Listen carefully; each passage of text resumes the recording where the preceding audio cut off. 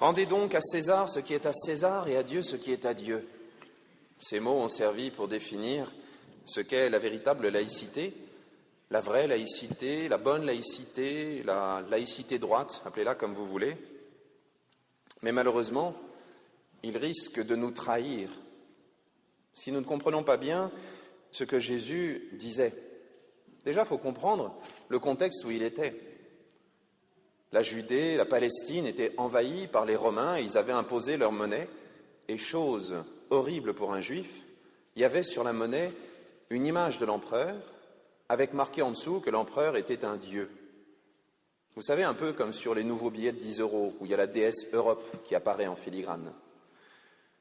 Eh bien, ça, pour un juif pieux, c'était horrible, et ça leur brûlait les doigts. Ce qui fait que pour venir au temple, et pour faire ce qui est commun à toutes les religions du monde, la quête, ils avaient inventé une monnaie particulière, la monnaie du temple de Jérusalem, et c'est pour ça qu'il y avait des changeurs devant la porte. Vous savez, ceux que Jésus a un peu mis dehors.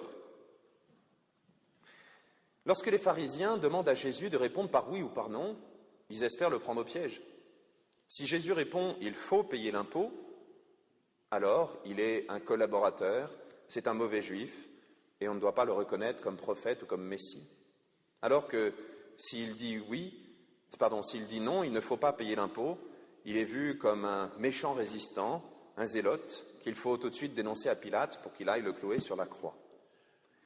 Et Jésus les prend à leur propre piège en disant « Rendez donc à César ce qui est à César, cette monnaie est imprimée à l'image d'un faux Dieu, rendez-lui. » Mais souvent nous comprenons mal la deuxième partie, « Rendez à Dieu ce qui est à Dieu ».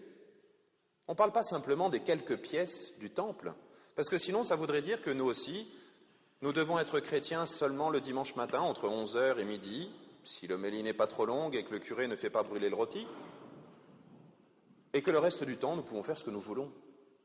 Et surtout ne pas déranger nos chers concitoyens qui ont envie d'être tranquilles. Non. L'image de Dieu a été imprimée en nous. Vous vous souvenez quand Dieu crée le monde? Dieu créa l'homme, l'humain, l'être humain en général, toute l'humanité. Dieu créa l'homme à son image et à sa ressemblance. À l'image de Dieu, il le créa, masculin et féminin, il les créa. Quand Jésus nous dit « rendez à Dieu ce qui est à Dieu », il parle de nous tout entier. Et là, nous pouvons définir un petit peu mieux ce que c'est que la laïcité. La laïcité, ça serait donc un monde où nous pouvons rendre à Dieu ce qui est à Dieu, c'est-à-dire nous-mêmes, appartenir à Dieu. Et mon petit cœur, il restera à Dieu. Dans la pratique, qu'est-ce qu'il faut faire? Déjà, il ne faut pas se tourner vers le passé en se lamentant, en disant « c'était mieux avant », parce que le passé, c'est passé. Même le présent, le temps qu'on en parle, sera déjà dépassé. C'est l'avenir qu'il faut construire. Et en particulier, essayer de prendre des responsabilités dans le monde dans lequel nous sommes, un petit peu, pour reprendre l'image qui était dans le journal paroissial il y a quelques mois, comme l'âme est dans le corps, et même si elle a le cœur au ciel, elle est totalement unie à tout le corps. Nous, comme chrétiens, nous sommes dans le monde, nous appartenons au monde, et pourtant, nous ne sommes pas prisonniers du monde. Nous avons le cœur auprès de Dieu. Les enfants, si jamais vous ennuyez pendant l'homélie, je vous invite à regarder au-dessus, là. Il y a un très très joli dessin. Si vous voulez vous approcher pour vous asseoir sur le tapis, vous pouvez regarder, c'est très joli. Vous avez plein de saints qui sont dessinés. Eh bien, un chrétien, ça devrait être comme ça. Viens, Tugdual, tu pourras regarder. Puis les autres, venez avec lui pour qu'il n'ait pas peur. Mets-toi là et puis regarde tout ce qu'il y a au-dessus. Tu vois tous ceux qui sont là? Si tu reconnais, là, il y a Dieu le Père, le Fils et le Saint-Esprit, puis ta Marie avec son joli manteau bleu. Vous la voyez? Eh bien, un chrétien, ça devrait être comme Tugdual, les yeux en l'air et les pieds par terre. Il ne faut pas tomber. C'est joli. Après, quand vous voulez, vous retournez à votre place. Et puis, il y a tous les saints qui sont autour. On reconnaît Saint-Laurent avec sa grille parce qu'il a fait un barbecue. Et puis, les autres au-dessus, on en reconnaît quelques-uns. Vous avez devant vous l'image d'un chrétien. Les yeux tournés vers le ciel. Alors le monde d'aujourd'hui, qu'est-ce qu'on doit en faire? Il y a deux mondes un petit peu violents, mais qui vont très bien aux chrétiens. Le premier, c'est un petit peu comme l'État islamique, vous savez, où on fait des martyrs par fournée de sang. Et ça, c'est peut-être un peu violent comme manière de faire. Surtout que je ne suis pas sûr que nous-mêmes, on soit vraiment prêts au martyr. Si vous voulez retourner à votre place, vous pouvez y aller. Si vous voulez rester ici, comme vous voulez. Et puis, un autre monde où c'est presque facile d'être chrétien, c'est un pays de mission, où on ne connaît pas le bon Dieu et où le regard éclairé par le paradis, comme le regard de l'Azénor tout à l'heure, eh bien, suffit pour attirer les autres auprès de nous. Aujourd'hui, malheureusement, nous vivons dans un monde qui est entre les deux, qui n'est ni chaud ni froid, qui est juste tiède. Et ça, c'est pas bon.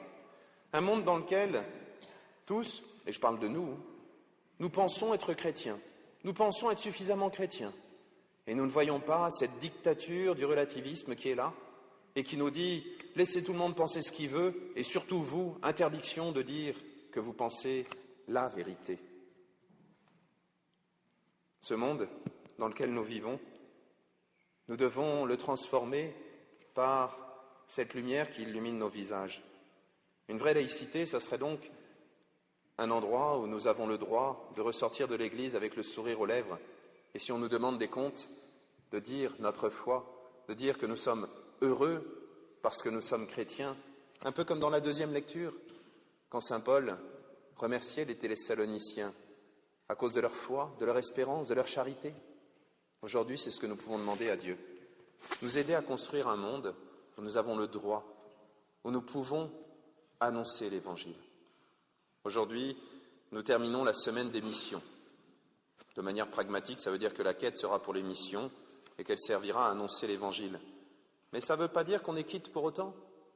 L'Évangile, nous devons tous l'annoncer, surtout aujourd'hui, même si ce n'est pas facile, parce qu'autour de nous, la plupart nous diront « j'ai assez de religion, j'ai assez de pratique, j'ai assez de foi ». Osons sortir de cette Église avec un visage illuminé par le Christ, osons rendre compte de notre foi sans avoir peur ni du jugement, ni du qu'en dira-t-on, mais parce que Dieu nous a déjà placés avec le cœur au ciel, le cœur près de lui, et c'est ça qui va sauver le monde. Amen.